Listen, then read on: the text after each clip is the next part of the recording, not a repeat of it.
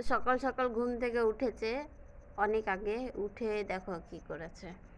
তো কালী পূজা আছে সেই জন্য বলছিল প্রদীপ বানাবো প্রদীপ বানাবো। তো আমি বললাম যে কালকে শুক্রবার আছে, ছুটির দিন, তুমি বানিও। তো দেখো এই যে এই কয়েকটা দেখতে পাচ্ছ, তো এই কয়েকটা কালকে বানিয়েছিল আর এইগুলো আজকে বানিয়েছে। তো এই দেখো জায়গাটার অবস্থা কি করেছে আর নিজের অবস্থা কি এরকম দেখো, হাতে পায়ে মুখে কাদা। তো প্রদীপগুলো কেমন হয়েছে অবশ্যই কমেন্টে জানিও। তো অনেক সুন্দর হয়েছে প্রদীপগুলো। আর ওর হাসিটা দেখো, মানে ও খুব খুশি প্রদীপগুলো বানিয়ে, দেখতেই পাচ্ছ অনেক সুন্দর করে বানিয়েছে। আমিও মনে হয় এত সুন্দর করে প্রদীপ বানাতে পারবো না যত সুন্দর করে ও বানিয়েছে।